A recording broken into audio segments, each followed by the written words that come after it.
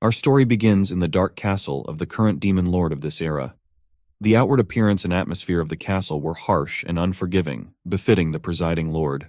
Tonight is vastly different from a normal one. The massive gates of the demon lord's chambers have been forcefully kicked open. A sinister smile crept up on the demon lord's mouth, as there was only one person who could have gotten this far into her domain: the legendary hero. That's right. The brave hero has finally reached the last step of any hero's mission, and that's entering the demon lord's throne room and presumably fighting to the death. This means that this era's hero is not only strong, but courageous enough to come and challenge the overlord of the powerful demon race. The demon lord gave her praise to the hero for toughing it out and braving his way to get this far. It is brave, stupid, and most likely the final act that he will ever do in his life. But before the exchanging of blows, drawing of blood, gritting of teeth, even happens in the supposed final fight, the sound of a blade dropping to the cold, hard floors can already be heard. This was not what the demon lord was expecting at all. She was all in on fighting tooth and nail to prevail against the champion of the human race after all. Instead, what she got was a young man with crimson hair and dead eyes, crying while laughing like a crazy person.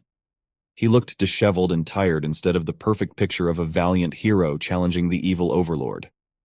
This guy was stumbling and mumbling his words to just end him now.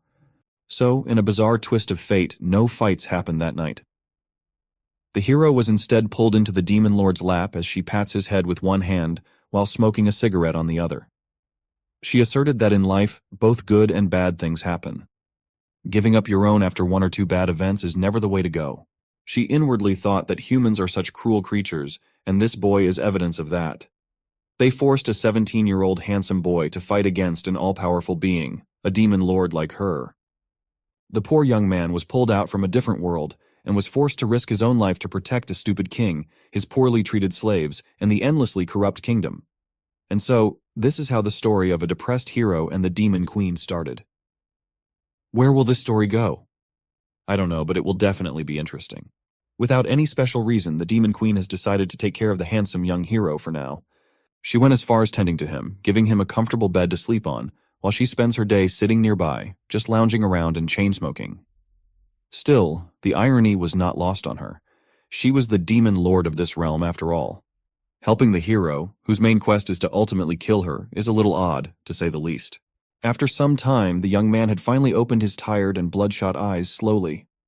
The first thing he did was ask where he was, and he immediately heard a familiar voice perk up nearby.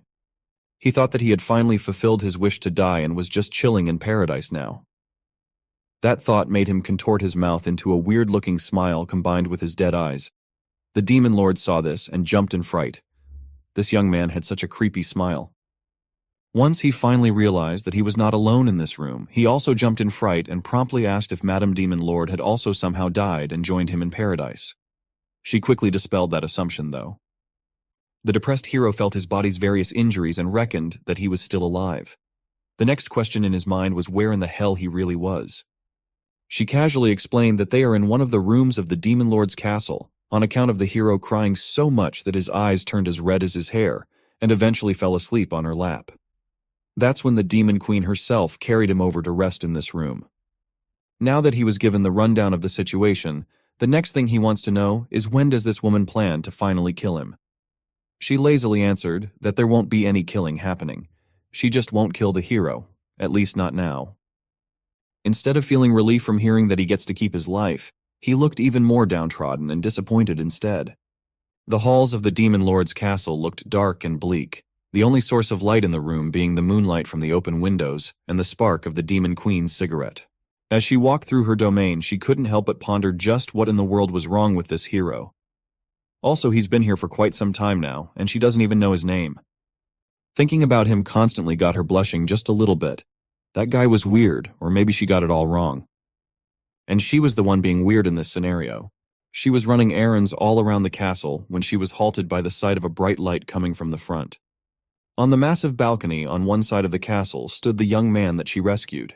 He was just standing there, unmoving like a statue under the bright light of the shining stars in the night sky. It made the Demon Queen pause. She walked closer and asked the hero if he was enjoying the stars tonight. The young man barely paid any attention to her, let alone her casual question. He just gave a nonchalant hi. Then the young man stated that when he looks at the stars, he remembers one of his good friends. To that personal bit of information, the Demon Queen did not know how to respond. She might not know what words to say, but the beauty of the night sky reflected upon her eye and beautiful face were plenty enough as a response. The Demon Queen thought that this might just be the right time to ask the hero his name. The brief look of life in his eyes was gone once again after hearing that question.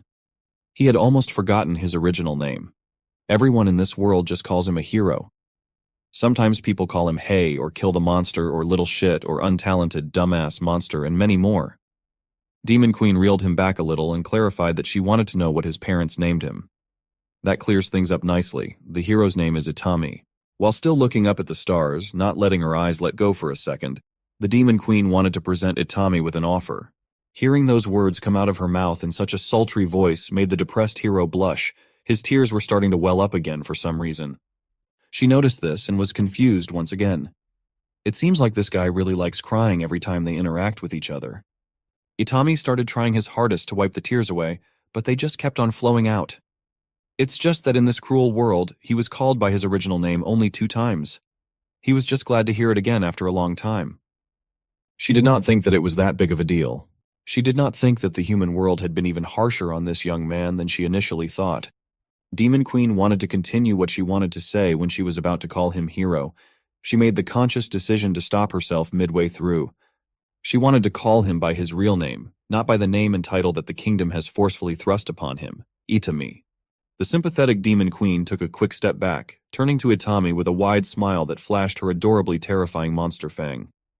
With her arms stretched wide along with that beautiful smile on that blushing face, her demonic wings did not look so grim at all.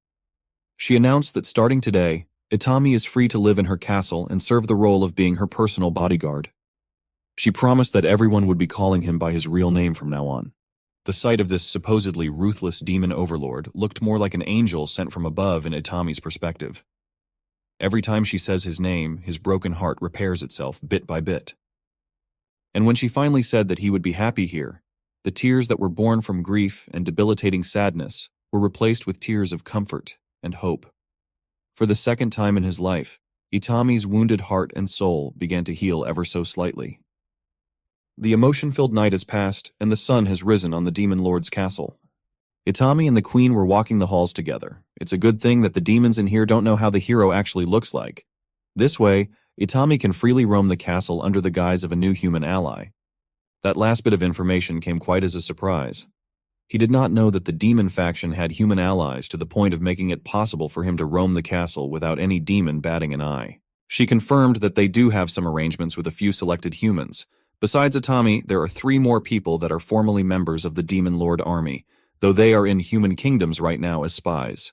On an unrelated note, she actually wanted to bring up something extremely important to Itami. She looked at him and only now noticed the sorry state of the young man.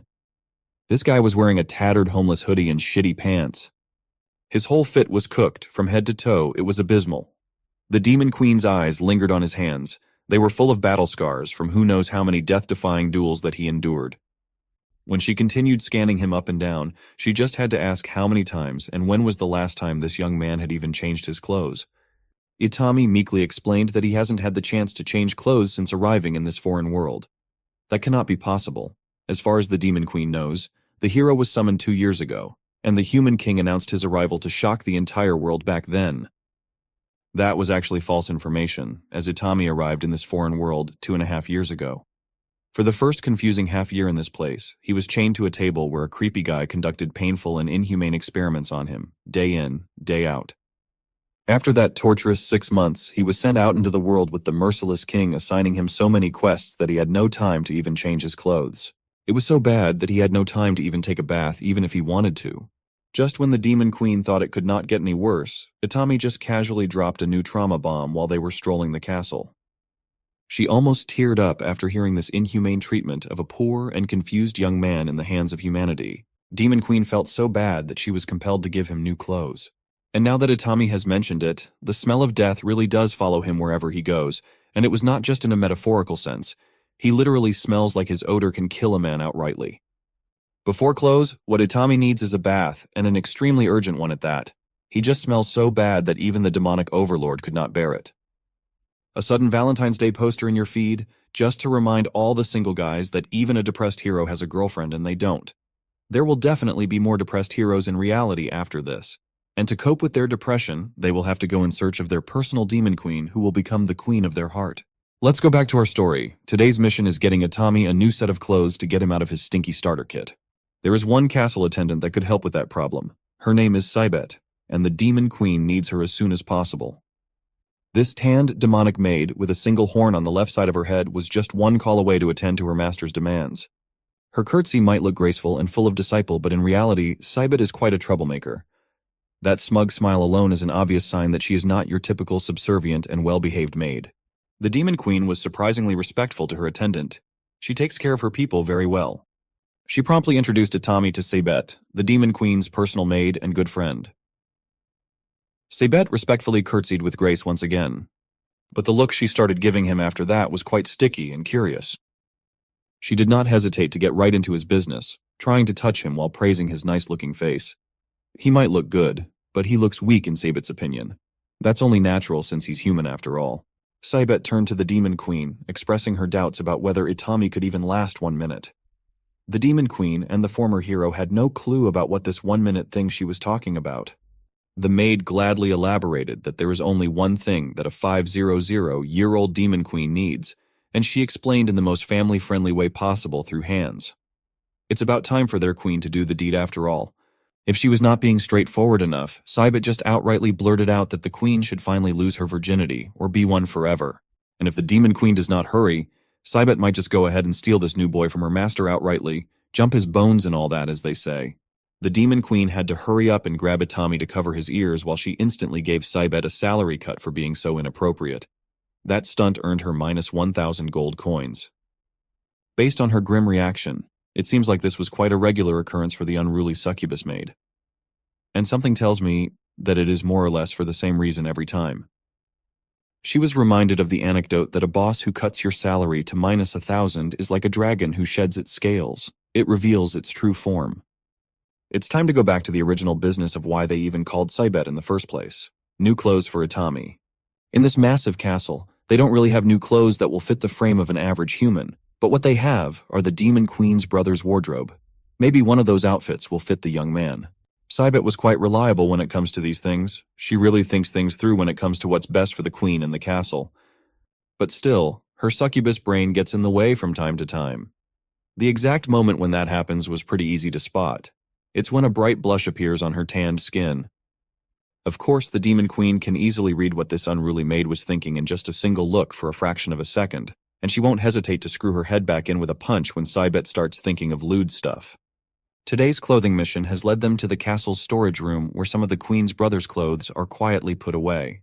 There are mountains upon mountains of garments of many different kinds in this massive room. The three of them had to split up in hopes of finding something that will fit Itami.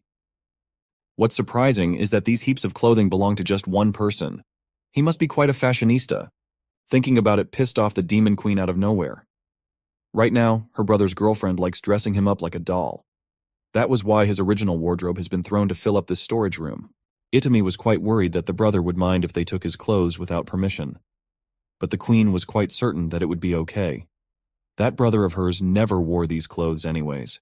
He just likes to wear that one black coat that she gave him some time ago. Upon quite a decent chunk of time looking through the mountains of fabrics, Saibet finally found something that caught her eyes and could fit Itami. The queen then turned to the former hero and nonchalantly ordered him to undress so they could see how well it would fit. Itami was quite prone to giving in to pressure, so he immediately started undressing in front of the two ladies, slowly exposing his toned body. The two women seeing this felt like lightning just struck them both. The Demon Queen even paused her chain smoking for a while in shock. Itami cluelessly looked at both of them and asked why they were looking at him weirdly, as if his ripped body riddled with scars everywhere was not weird at all. Demons, no matter how brazen they might be, consider it rude to ask about scars. It's a cultural thing, but they both really wanted to ask Itami about his abnormal number of marks. Finally, after looking like a homeless bum for 2.5 years, the former hero looked at least decent now. He might not look like a valiant hero, but he looks nice. Of course, if you ask the succubus in the room, she will gladly confess that Itami looked a lot better without any clothes on, pants and all. The Demon Queen had to step in and threaten to cut her salary for the second time today, or Cybet might have just jumped Itami right then and there. When no one's around, the Demon Queen's personal maid likes calling her by her given name, Callie. Today, she was busy with paperwork, and Cybet wanted to give her a drink break. Demon Queen Callie does not like getting interrupted in the middle of work, but Cybet was just way too curious as to where in the world did Itami got that many scars all over his body. Callie had some ideas, but it's hard to say where the young man got those marks without revealing the fact that he's the legendary hero. But anyone could easily tell that the guy has fought against monsters often. Cybet's first thought was that Itami might have been a former adventurer or something, which was a reasonable theory. Callie neither confirmed nor denied her personal attendance assumption. Still, as far as Cybet knows, not even a demon can endure that many grisly wounds on someone's body. Besides, the mind suffers from wounds at that scale and quantity too. The Queen did not take that into account. It's just another addition to the pile of anguish that the young man has suffered. She knew all too well that constant battles are dangerous for the mind, especially battling against someone like her little brother. This little detail did not escape Cybet's sharp ears. Callie just slipped up and revealed that Itami had fought against the Queen's brother. Callie did not mince words any longer. She could easily deduce that Itami had fought her little brother at some point in time. Only her little bro could leave someone looking like that. But this was quite a revelation to her personal maid. That just means that Itami is supremely strong. Fighting against that monster is one thing. Surviving is another. On top of that, Itami is clearly just a weak human. On that note, Cybet remembered something crucial regarding this subject. Her voice started shaking as she informed the Queen that her brother would be returning to the castle today. If those two meet each other now, there's no telling what might happen. Actually, there's no need to theorize what would happen anymore. What Cybet was fearing was already underway in the lobby of the Demon Lord's castle,